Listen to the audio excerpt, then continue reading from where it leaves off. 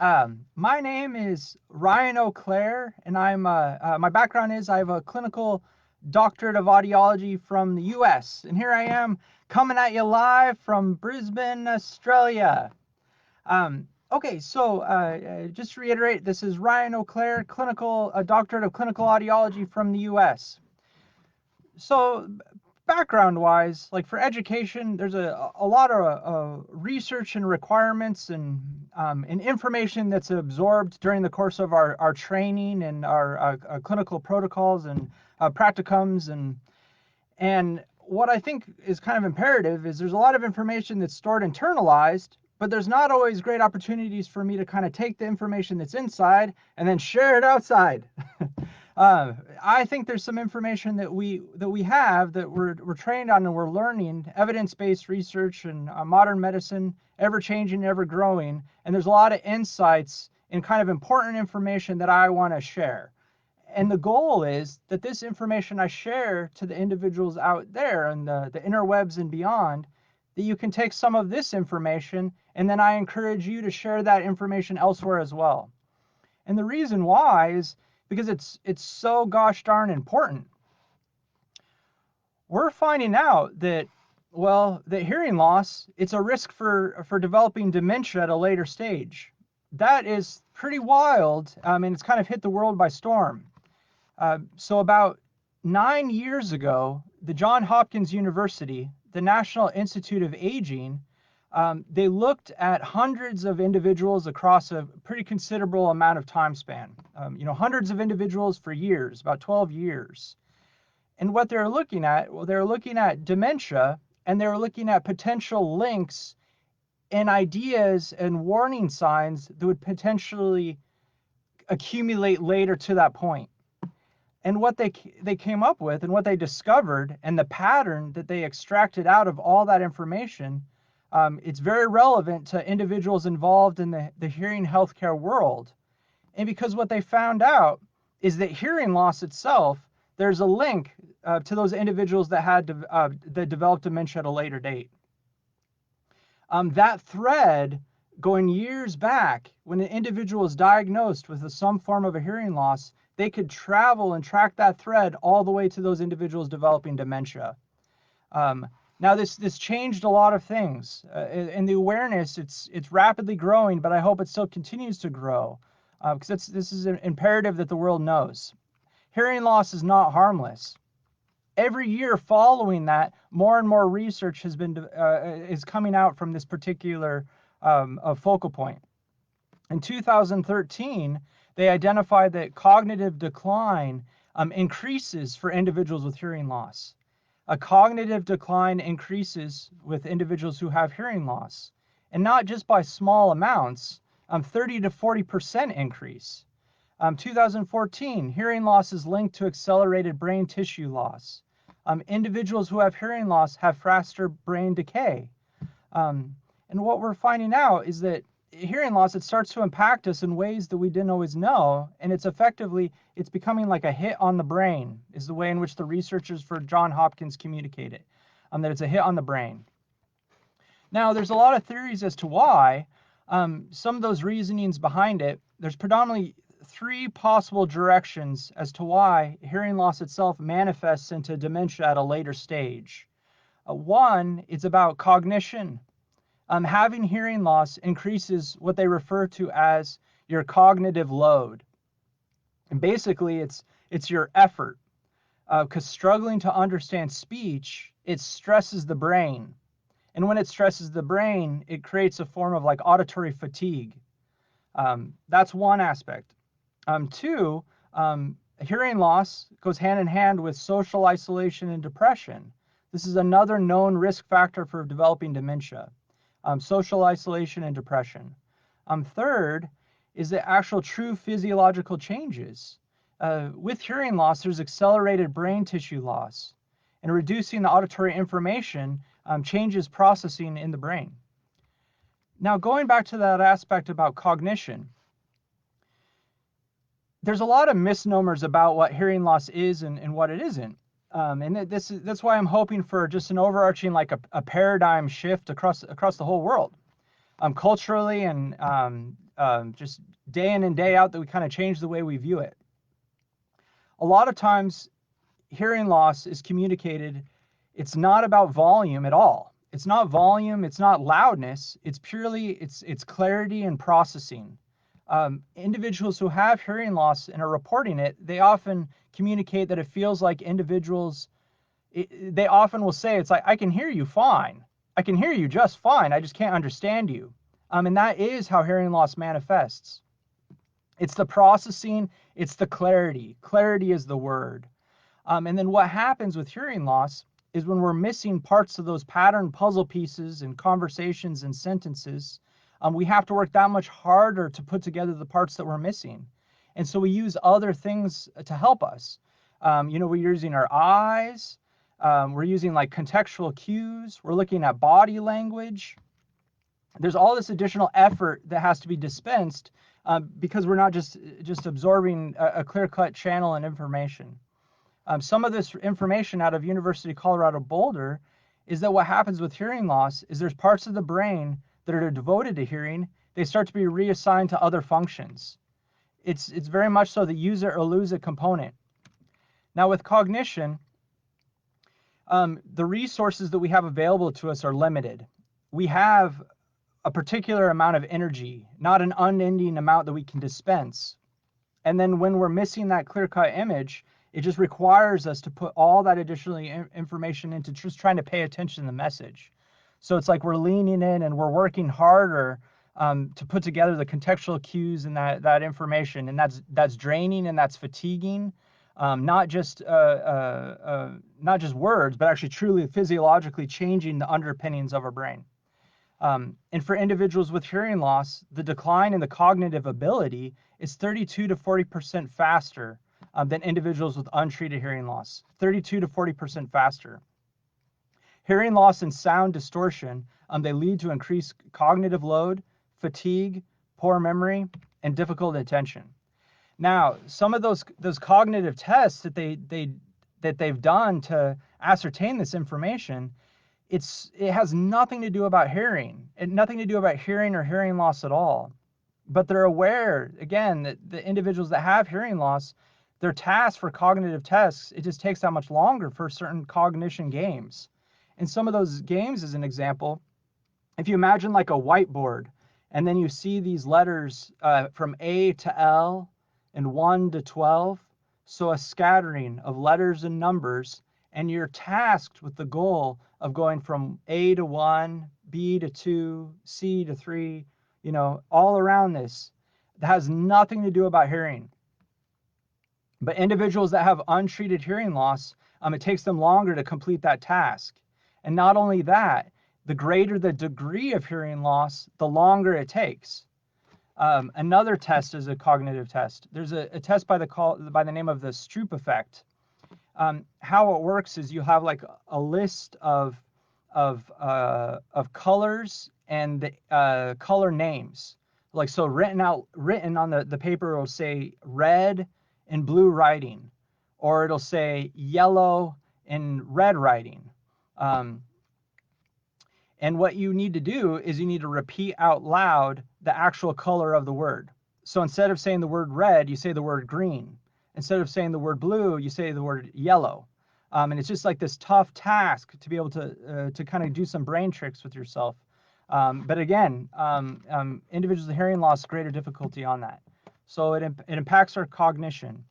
Now, the whole thing kind of all putting it together is that when the message is hard to decipher from the hearing loss, from the clarity, from the processing, and we're putting all this additional energy to pay attention to what's being said, a lot of times we become fatigued and then we start to withdraw, and then we don't participate as much. It doesn't matter how important that message is, how much we want to hear what's being said. It's true for everyone. When the signal itself being received is distorted or damaged or not all there, we all start to kind of, our mind wanders. If it's a movie, we stop paying attention to the movie. Well, we check out. We check out and we go elsewhere. And that starts to lead to social withdrawal and isolation and disconnection. As an example, you can imagine if you had like an office meeting, for example, and there was a meeting was being conducted over the phone, you have all these like hungry young executives. They're out to do the best they can, and they're excited to hear the message coming from their satellite individuals through the phone. And sure enough, if that message coming through the phone, if there's a delay, or if the sound quality is distorted, or it comes in and out, individuals, they start to get kind of frustrated, and they get kind of start checking their phone, kind of communicating with one another, and they just stop. When it requires so much more effort, we just kind of give up, and that's just a kind of a natural occurrence.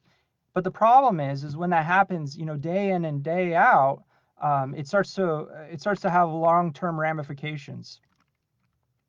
And they know some of this information. And that idea about the withdrawal and the depression is like, well, when you have individuals, age 35 to 55 with an untreated hearing loss, they're more likely to describe like withdrawing and anxiety and depression. Individuals with hearing loss, 57% more likely to report depression and anxiety. These are all major research studies, and we know this, but we need to change things to kind of help and fix it. Like it doesn't have to be this way. We can still stay connected, and there's a lot of simple things that can be done to help. So we know now about the link to the dementia, the hearing loss leading up to this. Potentially cognition playing a role. Depression, isolation is another hit impacts us. But then also just purely physiologically, our brain, the human brain is just so extraordinary. It's comprised of trillions of neurons and millions of synapses. There's all these different hills and regions of association. I know sometimes there's a misnomer out there that you hear, hey, we only use 10% of our brains. That is not true. We use 100% of your brain. You don't want to lose use every single bit of it. And that's the structural integrity itself. It dictates the function. And then you hear about in the biology and neuroscience classes is like those that wire together, fire together. In untreated hearing loss, it has cascading effects on the whole brain. Because everything I'm saying right now, like all these air molecules entering into the microphone and being sent across the internet and going to your ears, ultimately you're hearing it up here. This is where we hear. We don't hear with our ears, we hear with our brain. And now they've done like different types of brain scans, like MRI imaging. In individuals with poor hearing, they have less gray matter in the audio cortex. Now we ask, now as we age, things change. Like our noses get bigger and our ears get bigger. Our brains start to condense. Maybe it's because we've already established our pathways and we know it works and we're ready. But it is true that we do start to change. However, with hearing loss, the degree of the brain changing decreases with untreated hearing loss. The brain shrinks, which is terrifying. And for every 1 year of untreated hearing loss, there's an additional 1 cubic centimeter of brain tissue lost. Every year of untreated hearing loss, 1 cubic centimeter of brain tissue is lost compared with individuals who have normal hearing. That's a shocking and staggering amount. Every little bit of ourselves, it's so imperative to have that. And 1 cubic centimeter is not small. And essentially, it's like our auditory cortex is no longer nourished with sound. Like our auditory system, it wants to receive sound information. It wants to flourish and it wants to be nourished. And then the shocking details, why it's so imperative that I'm sharing this and why I hope you share with the whole world, is that we're finding out that going back in time to that thread, those individuals that had a mild hearing loss back in the day, they were 2 times more likely to develop dementia at a later date, double the amount. And that's a mild hearing loss. For those individuals that had a moderate hearing loss, triple the likelihood of having dementia. And those individuals that have a severe hearing impairment, they're 5 times more likely to develop dementia. Now, that's shocking and staggering, and that's scaring, and things need to change, and we need to help. Now, is there help? Is there a positive light at the end of this dark tunnel? Absolutely. And some of this information, even there's an article published 2 months ago to this very day. Now, while there is no cure for hearing loss, there are things that can be done. And hearing aids, do they benefit? Yes! Yes, they do. That's what they're for. Out of the University College of London, this is one of their articles 2 months ago today. Hearing loss should be treated immediately, and advises that simply wearing a hearing aid could significantly reduce the risk of developing dementia.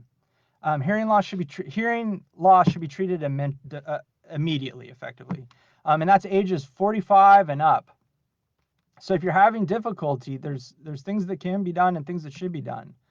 Now, on that side of the other side of it, the other positive, just to create awareness, is hearing aids are not like they're not like they used to be by any shape or form. They're teeny tiny communication stations that they can do a ton. There's so many things that these little devices can do, and ultimately they should help you stay connected. Make everything easier with listening, make everything clearer. You should have less auditory fatigue, and they themselves producing that sound information. It's like physiological benefit. It's like physical therapy, keeping the whole pathway connected and healthy. Some of this we've known for years, but other aspects, we're finding out it's shocking in how imperative it needs to be done. And they have the documentation. Hearing aids linked to a lower risk of dementia, depression, and falls. We didn't talk about that today, but also, hearing loss and falls are also related. The greater the degree of hearing loss, the greater the likelihood of falls as well. And now to keep the auditory nerve healthy, the goal is to use those teeny computers 10 hours a day. 10 hours a day to nourish and stimulate that nerve and keep that nerve healthy. Now there's a number of major researchers at work here from Johns Hopkins University, University College of London, putting together all this different information. There's multiple studies throughout the world about this, and it just keeps verifying the same things, that thread is surprising and real, but it's one of the things that's treatable and one of the things that can be done. So I don't want to gloom and doom, because dementia is scary and frightening and unnerving, but there's a lot of positives out there too.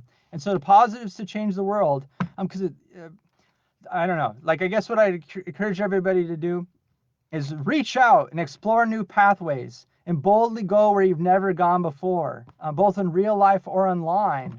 Regular exercise, regular challenging games for your brain. Stay engaged socially. Don't allow yourself to withdraw and isolate. Have conversations and communicate. The internet in this time frame, we're on a renaissance.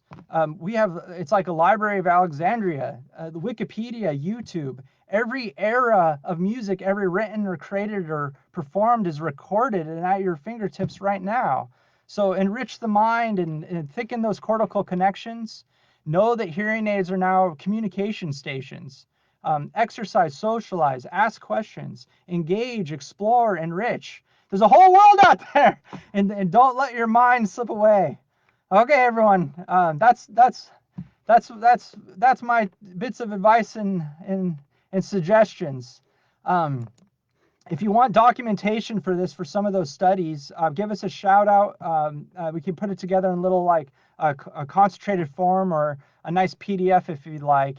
I've given presentations on this a few times throughout, and the evidence-based research is just rapidly evolving. Now, in closing, I see that there's been some questions that have been put out, and I'd like to take a moment to kind of answer a few of these. Some of this we've already covered about does hearing loss cause dementia? Well, okay, that's a great question, because does it actually cause dementia? We can't say that hearing loss specifically causes dementia, meaning that if an individual has hearing loss, it doesn't necessarily mean that they're going to have dementia. However, there is a link, and again, that link exacerbates, and those percentages of potentials are very high. From double to triple to quadruple, to quintuple. It keeps going. Now, can hearing aids help reduce dementia? Yes, we've talked about that. It keeps us active and stays connected and nourishes the brain. And for those, and I mean, I've been studying audiology for, probably like 11 years now, and I've met, thousands of individuals, and it's absolutely true. Those individuals that use their devices and use them regularly, it really shows. And hearing aids, again, are not like how they used to be. A lot of people really enjoy using their devices. I mean, it's not a misnomer to know individuals that use them, 12, 14, 15 hours a day without a qualm, and they're happy. And on that note, there's a question here. It's like, if there are things that are stopping you from using your devices, give us a call. That's 100% what we do. It doesn't matter which manufacturer, which devices. There's always probably some easy solutions for some of the reasons that are maybe prohibiting you from some barrier that's prohibiting you from getting hearing help. And that's the crux and the creation of this whole company. Is Blamey, Saunders, Sears. That's what the start of it is. The goal of this company is to help. This is an ethically minded company with long backing in our ethos. The goal is that they kind of just long conversations or what are the things that are prohibiting people from getting help, and that's what this company has done. And they went tick by tick by tick by tick and kind of help solve a solution for any of those problems. So anything that individuals are experiencing out there, there's probably going to be a solution. But we can't help if you don't provide information or share. So be bold. Be bold. Yeah, I don't know. I could keep talking, but I think that's the heart of it. Yeah. So yes. Stay active. Stay connected. Know that there's solutions out there, and yeah, and be excited about this time period. I know that the dark and the gloom, but there's a lot of positives out there. Okay, so I think write down any kind of feedback or notes or what have you as part of the Facebook Live thing, which again to kind of create the word to hope that you all share that help is available. Any individual who's just curious about anything involving ears or audiology or sound or I mean, I love bird song, I love music, I love anything ears. I love the brain, I love neuroscience. It's all technology. It's all the same wonderful questions and Q&As for me. So anybody out there, I think we're doing like one-on-ones as well. But just send us an email to let us know you're interested in kind of like a 15-minute chit chat or what have you. All right, all the best out there. Have adventures, enjoy sound, and we'll be in touch. Okay.